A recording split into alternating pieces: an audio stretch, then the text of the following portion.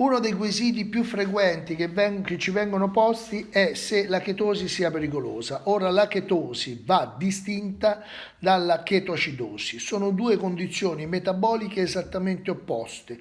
Uno, la chetosi in cui il corpo produce in modo fisiologico i corpi chetonici quando per un digiuno prolungato sia stata eliminata la quota praticamente di carboidrati e quindi di zuccheri e quindi manchi quel glucosio che una volta entrato all'interno della cellula subisce la glicolisi e poi una successiva decarbossilazione ossidativa del piruvato, perché dalla glicolisi del glucosio si vengono formate due molecole di piruvato che poi decarbossilate, quindi è quasi un processo putrefattivo la decarbossilazione ossidativa, praticamente viene staccato l'atomo di carbonio e un atomo di carbonio e si forma l'acetilcoenzima A. Questo acetilcoenzima A praticamente diventa poi il punto di partenza insieme all'ossalacetato praticamente per formare il citrato e dare via all'interno del mitocondrio al ciclo di Krebs per produrre energia in presenza di ossigeno, praticamente producendo anidride carbonica e acqua e producendo tante molecole di ATP. La chetosi, siccome non arriva più zucchero praticamente dal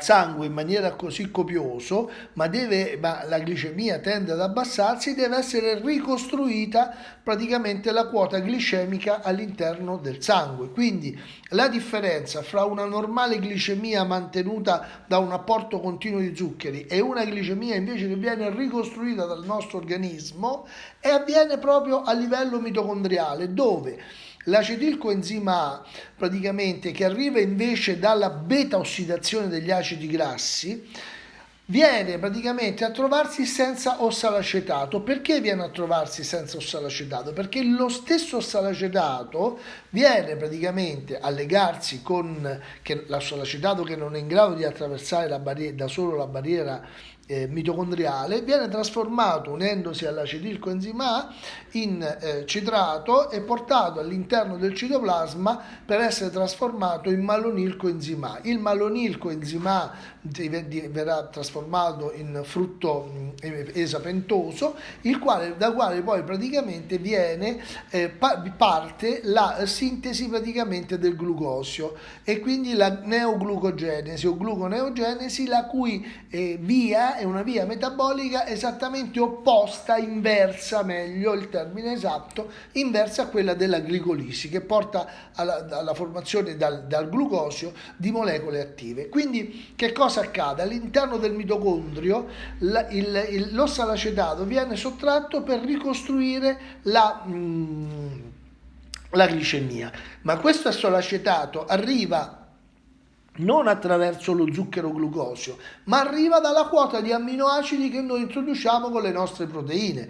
Quindi la differenza fra noi e un diabetico qual è? È una differenza sostanziale, quella che del diabetico non riesce ad entrare lo zucchero, praticamente il glucosio, all'interno delle cellule, neanche riescono ad entrare in modo chiaro praticamente gli aminoacidi e lo zucchero rimane tutto al di fuori praticamente della cellula e quindi praticamente avremo una condizione di iperglicemia ben diversa da quella che avviene nello stato di chetosi fisiologica, in cui invece dagli aminoacidi che penetrano all'interno della cellula si forma praticamente quella quota di ossolacetato che poi servirà praticamente nella via neoglucogenetica per risintetizzare il glucosio e rimetterlo in circolo. Quindi nel diabetico abbiamo una condizione di iperglicemia e l'incapacità del glucosio di entrare all'interno della cellula. Nella persona normale invece avremo la trasformazione degli aminoacidi in glucosio,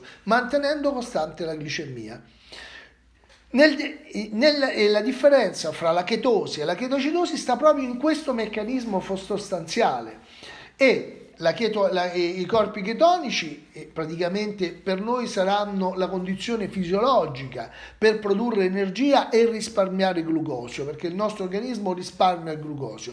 Nel diabetico invece non c'è l'utilizzazione del glucosio, c'è una condizione iperglicemica che porta poi alla glicosuria, per cui all'interno delle urine di un paziente diabetico non troveremo solo i corpi chetonici come abbiamo noi in condizioni fisiologiche, ma ne troveremo tantissimi e troveremo soprattutto praticamente anche il glucosio che supera i 250 unità, quindi stiamo parlando di una condizione esattamente opposta fra la chetosi e la chetoacidosi metabolica. La chetoacidosi metabolica è una condizione tipica del diabete insulino dipendente, cioè il diabete di tipo 1, che non dipende dall'alimentazione ma dall'incapacità delle cellule della mancanza di insulina e quindi l'incapacità di far entrare il glucosio nelle cellule.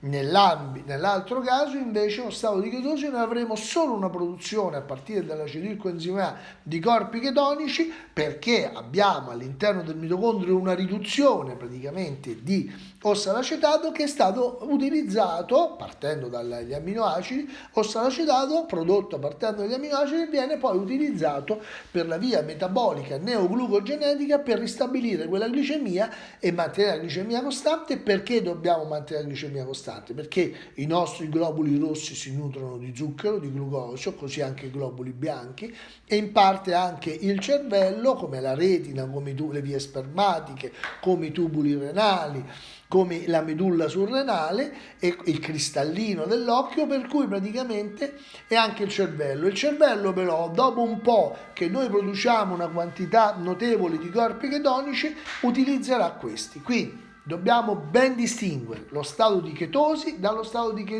chetoacidosi metabolica. All'interno delle urine di un paziente in chetosi troveremo solo i corpi chetonici.